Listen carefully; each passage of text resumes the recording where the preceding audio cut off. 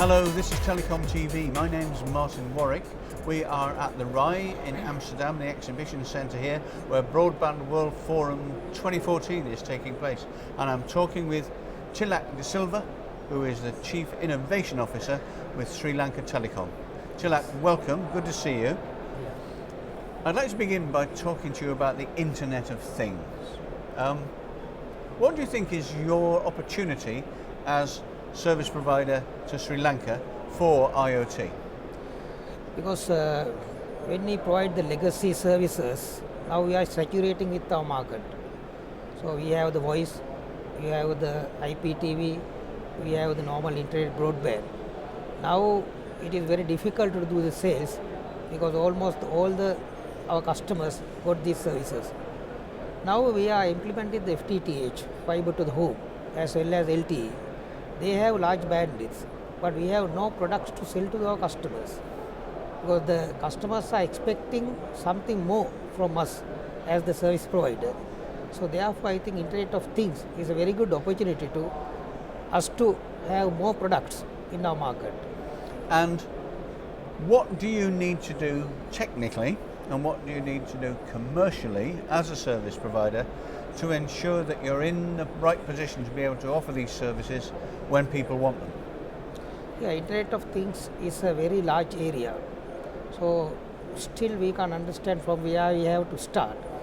Because when you see the customer segmentation of Sri Lanka, it's a very different, because the per capita income is, there's a vast differences in the country.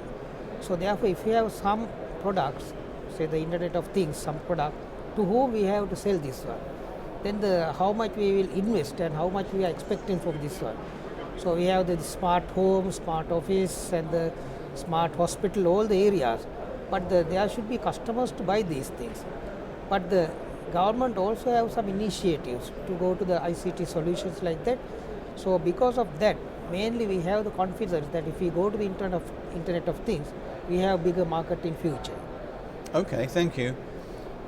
Who are your key players then in this new Internet of Things ecosystem with whom you're going to partner? Because presumably Sri Lanka Telecom is basically a fixed line company. You have a sister company that's mobile, but Sri Lanka Telecom is a fixed line company. Who do you need to work with, to partner with, to provide these new services? Yeah, now there are about 4 layers in this area. So we can look after about 2 layers. Then we need the partners to go with us. So we are discussing with many vendors, so how we can work together and how we can do the integration part, how we can do the application part, all these things. What kind of model we can go, revenue sharing or third party provide the service, all these things we are still studying. And I think in future the biggest partner may be the government, because government has very ambitious planning to go to high bandwidth the applications in the hospitals, schools, government institutions, all these areas. So, and also we expect to go to the retail market with the smart homes like that. So in our country, when the husband and wife goes to home, they want to look after the home. So therefore it is I think very good application we can sell in our retail market also. Let's look at mobile broadband for a minute. Talk about your sister company briefly. How important is mobile broadband in Sri Lanka, and what services and applications are seeing the biggest uptake by the population? Yeah, mobile broadband is very important. In Sri Lanka there are I think 5 operators. So still they also provide the legacy services, but our sister company is providing some mobile applications like the vehicle tracking system, and for the schools, the students tracking system, something like that.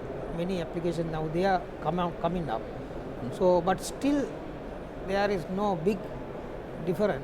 Still they are going with the voice and the data, those traditional applications. Where then do you see putting new infrastructure in, whether it's fixed or mobile, is an expensive, it's a costly business. It takes a lot of planning. Where do you see the future growth that's going to justify the big investment in extra broadband? You mean in the mobile market? Either or, both, if you Yeah, can do now it. there's a competition between the mobile service operators and us as the fixed line operator. But when they expand in their networks, they have to spend a lot of money for their backhauling part. I think it is the time to come to us to work harmony, because now we are implementing our Wi-Fi networks, public Wi-Fi and the carrier Wi-Fi all over the country. Then the mobile offloading can be done through this our Wi-Fi networks. So that will be an advantage to both parties. Then they can go to high bandwidth application with this type of arrangements. Therefore, I think it is the time came we work together, give better service. Okay, thank you. Let's go back to the fixed line now for a while and talk about network transformation. With SDN and NFV now so very important to the future of telecommunications, software-defined networks and network functions virtualization, how will it help Sri Lanka Telecom and your customers? Yeah, thing is this, now about 10 years back, our network was our legacy network, PST network. Yep. Then we want to transform it to NGN network. Then we have already invested considerable amount of money for the transformation of NGN. Now it is almost next generation network. And our access network we provided with the fiber to the curb or cabinet. And we have reduced the access network part, last mile access, to about 2 kilometers. Earlier it was 4 kilometers. There's a lot of transmission we have already done. Then we need the revenue from these expenses. Now the other different concepts, CDN, NFV, all these things are coming. Now we have to carefully study when we have to go to these things, whether we can provide the services to our customers with this existing network. If not, how the revenue is coming with IoT and other things. So we have to do careful study, and we have to think about when we are going to transform our network to the new concepts. What about your plans for SDN and NFV? Do you have any? How advanced are they? Now we are in the study state actually. We just started to study about that one. Sure. Maybe by next year we go for pilots, something like that. Maybe in 2016, most probably we go for these type of technologies. Could I ask you then, given the fact that SDN and NFV are coming, given the fact that business transformation goes hand in hand with network transformation, that leaves BSS and OSS, the back office functions, which are extremely important, but they're going to be caught between a rock and a hard place with SDN and NFV. Do you think BSS and, OSS first and then BSS afterwards, are going to be the next real pain point for the service providers and the network operators? Yeah, already it is a pain point. When you are providing any kind of services, OSS become a bottleneck to us. Absolutely. There are a lot of processes should be there. Sometimes the front office staff work is getting double because of the OSS system. So therefore, definitely when you are going to a NFE and the CDN, we have to consider this one. So and also I forgot to tell that when you go to the NFE or the CDN, we can reduce the lot of network elements in our network, and the management is very easy. So we can expect a lot of reducing the expenses and easy to manage the network.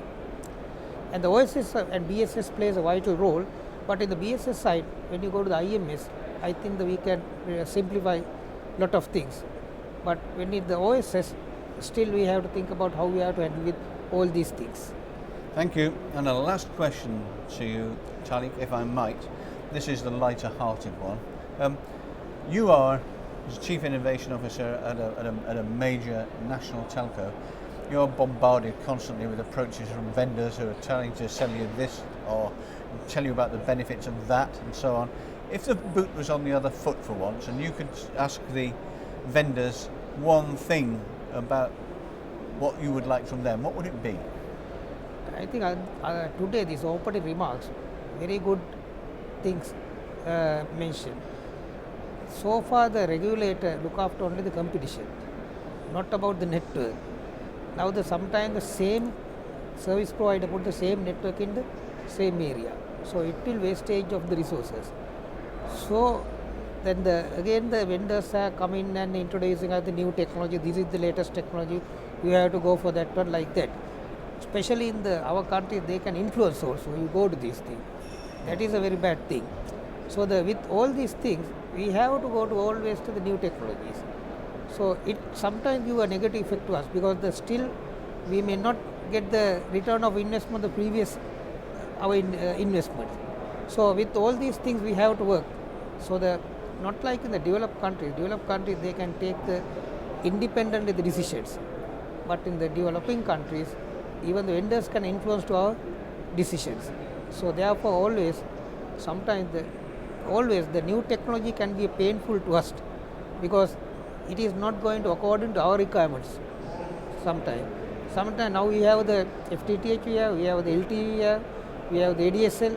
Now the same set of customers, we are trying to give the same thing. So then we cannot have a proper strategy also, broadband strategy with the lot of technologies are coming every day. Now the G.fast is there. Like that, we have to think about all these technologies and what is the appropriate technology to be used. So therefore, this vendor's point of view, we have to be very carefully study these things, and we have to take what is the best decision. It will serve our return of investment. Great stuff. Salik De Silva, thank you very much indeed. Okay, thank you.